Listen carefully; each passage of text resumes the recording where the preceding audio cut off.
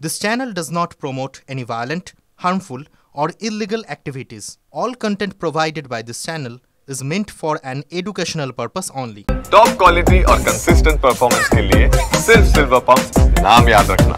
কলকাতার ওয়ার্ডে ওয়ার্ডে তৃণমূলের বড় শত্রু কি এখন অন্তর্দ্বন্দ্ব? এ প্রশ্ন পরিস্থিতি তুলছে। কেন বলছি আপনারা জানেন?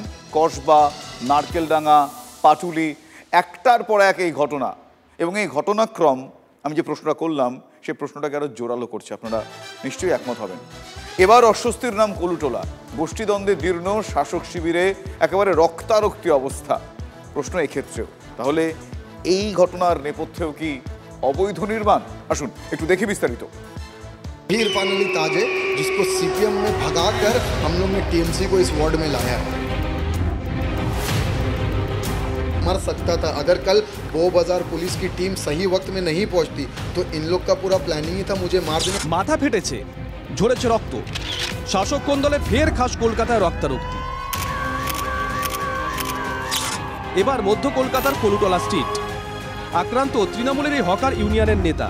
চপারের কোপ, রড দিয়ে বেধড়ক মার। অভিযুক্ত 43 নম্বর ওয়ার্ডে তৃণমূলে যোগ দেওয়া নির্দল কাউন্সিলর আয়েশা নাজের স্বামী ও তার অনুগামীরা। একটি ভিডিও থেকেই সংঘর্ষের সূত্রপাত। বেআইনি নির্মাণ, মাদক কারবারের প্রতিবাদ করে 43 নম্বর ওয়ার্ডের কাউন্সিলরের বিরুদ্ধে ভিডিও পোস্ট করেছিলেন আক্রান্ত শারিক আমান। অভিযোগ, হুমকি ফোনের পর কাউন্সিলরের অনুগামীরা এই ভিডিও ডিলিট করতে চাপ দেন। তা না করায় কাউন্সিলরের স্বামী ও ঘনিষ্ঠদের রোষের মুখে পড়েন। एक वो इरफान अली ताज का देखिए, वो सामने तीन फ्लोर का सैंक्शन है, सिर्फ 3 फ्लोर का, लेकिन वो 6 तल्ला और ऊपर देखिए वो 7वां तल्ला उठ रहा है। कितना बड़ा चोर हो गया है कि रेसिडेंट सैंक्शन करा रहा है रेसिडेंशियल और बना रहा है वो कमर्शियल मार्केट। যেটা বলছেন যে তিনি থেমে থাকবেন না, এই অবৈধ নির্মাণ নিয়ে তিনি মেয়রের কাছে যাবেন, প্রয়োজনে মুখ্যমন্ত্রী মমতা বন্দ্যোপাধ্যায়েরও দ্বারস্থ হবে তিনি। বেআইনি নির্মাণের প্রতিবাদ করেই কি রোষে? অভিযোগ উড়িয়ে আক্রান্তের বিরুদ্ধে বেআইনি কাজের অভিযোগ এনেছেন কাউন্সিলরের স্বামী। পাশে পেয়েছেন এলাকার বিধায়ককেও। আছে সব বাহুবলী যেটা বলে না, ওটা হয়। ওরা ওয়াইল্ড লাইফের মতলব যা ইলিগাল জিনিসগুলো সেটাকে বিক্রি খরিদ করে। যা স্নেকসগুলো আছে, সাপ যা হয় ইলিগাল, ওর ব্যবসা করে। আর মমতা বন্দ্যোপাধ্যায়ের বিরুদ্ধে যদি কেউ কিছু বলে, তৃণমূলের ওয়ার্কাররা সবসময় তো আমরা ধরেই কন্ট্রোল করে, পুলিশ ল অ্যান্ড অর্ডার বলবে এটা দাদা আমি জানি না কতগুলো আমরা করতে পারবো, আমরা চেষ্টা করবো। দেখুন, we are there to hold the law, কিন্তু মানুষের সেন্টিমেন্ট আছে না।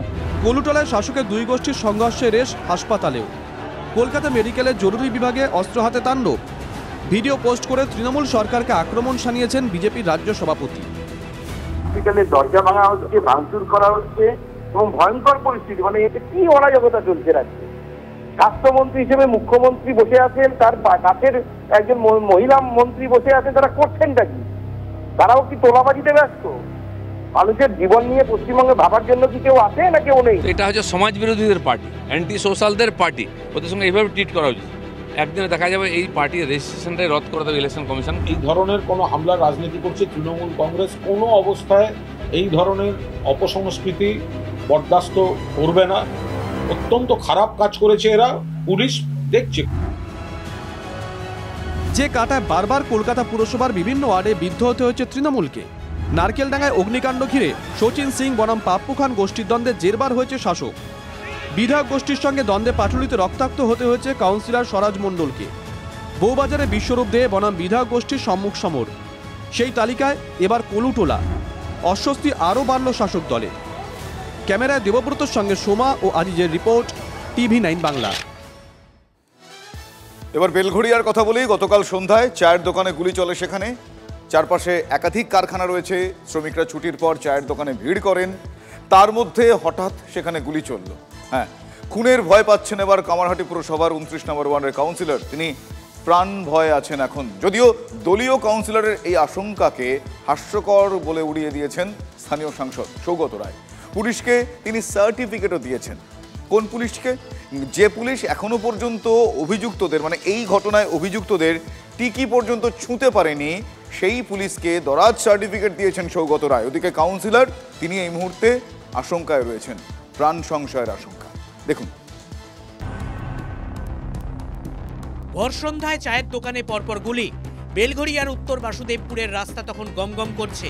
বাইক থেকে নেমে চায়ের দোকানে ঢুকে অতর্কিতে গুলি চালিয়ে চম্পট 3 দুষ্কৃতীর।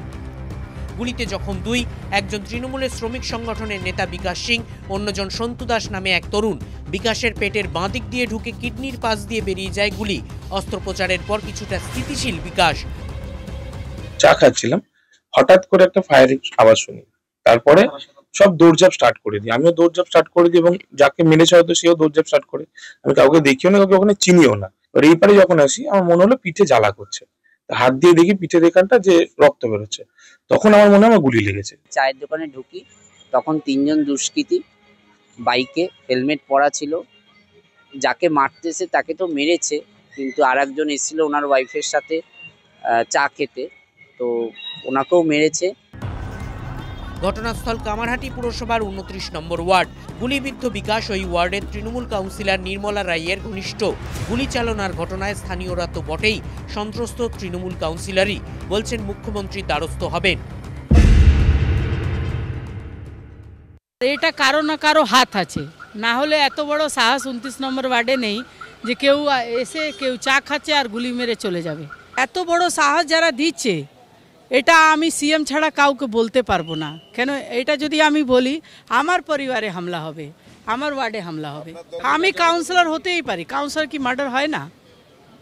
কাউন্সিলর 8 নম্বর ওয়ার্ডে কাউন্সিলর মার্ডার হয়নি। সিসিটিভি ফুটেজ দেখে এক অভিযুক্ত ভিকি সিংকে চিহ্নিত করেছে পুলিশ। তারপরও অভিযুক্ত পুলিশের নাগালের বাইরে, কাউন্সিলর পর্যন্ত খুনের ভয় পাচ্ছেন। আইন শৃঙ্খলার এমন দুর্দশা কেন, প্রশ্ন তুলে সরব বিরোধীরা। অথচ পুলিশের গাফিলতি দেখতেই পাচ্ছেন না দমদমের সাংসদ সৌগত রায়। ওরালেন কাউন্সিলরের আশঙ্কাও। পুলিশের কি গাফিলতি? আমি একদম মনে করি না এই ঘটনায় পুলিশের গাফিলতি আছে। একটা স্ট্রে ইনসিডেন্ট, একটা গুন্ডা এসে মোটর বাইক করে গুলি চালিয়ে চলে গেল, পুলিশ কি করবে? ওকে ওকে ওকে কেউ মারবে না, এটা কাউন্সিলর। আশঙ্কা আমি যদি করছি, হাস্যকর। আমার মনে হয় এরকম কোনো ঘটনা ঘটেনি যে তিনি খুন হয়ে যেতে পারেন, এটা আমি বিশ্বাস করি না বলে মনে হয়। সেরকম পরিস্থিতি এখানে নেই কামারহাটিতে। পুলিশ সঙ্গে রাজনীতির যোগ নেই এই তত্ত্ব প্রতিষ্ঠায় মরিয়া তৃণমূল। পুলিশ বলছে, পুলিশ কনফার্ম যে পার্সোনাল এনিমিটি, ব্যক্তিগত শত্রুতা, এর মধ্যে রাজনীতি নেই, ব্যবসা। ওইখান থেকে কোনো মহিলা সংক্রান্ত কোনো ব্যাপারে নাকি হয়েছে, কি হয়েছে, কোনো অশান্তি ঝামেলা হয়েছে নিজেদের মধ্যে। বিজেপি নেতারা আবার গুলির সঙ্গে তৃণমূলকে জুড়ে দিতে মরিয়া। কামারহাটির বিধায়ক মদন মিত্রকে নিশানা অর্জুন সিংয়ের। নির্মলারা আমাকে কতবার বলেছে গুড্ডু আমাকে মারিয়ে দেবে, গুড্ডু আমাকে খুন করে, আজকে ভয়ে মুখ খুলতে পারছে না। কাউন্সিলর ওখানকার ভয়ে মুখ খুলতে পারছে না, পাশেই তো থাকে। মদন মিত্র সবসময় ডান দিকে বাঁ দিকে, শুধু ক্রিমিনালরাই তো থাকে। আজকে সেম পরিস্থিতি হয়ে গেছে, এমন পরিস্থিতি হয়ে গেছে পশ্চিমবাংলা, কি আর বলা যাবে না, মরুদ্যান হয়ে গেছে এখানে ক্রিমিনালদের।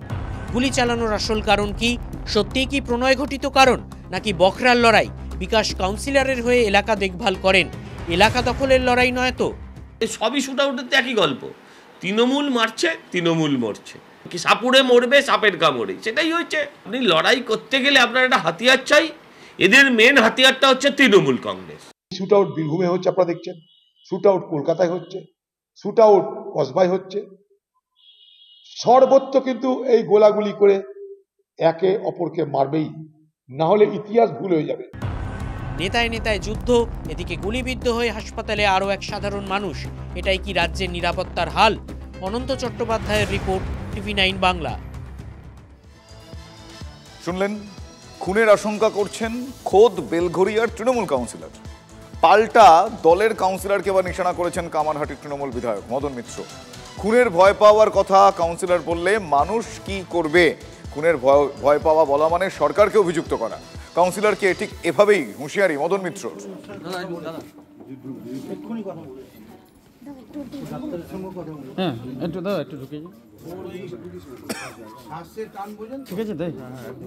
কথাটা বলতে একটু অসুবিধা হচ্ছে, কিন্তু ভগবানের আশীর্বাদে, ঈশ্বরের আশীর্বাদে ও প্রাণে বেঁচে গেছে।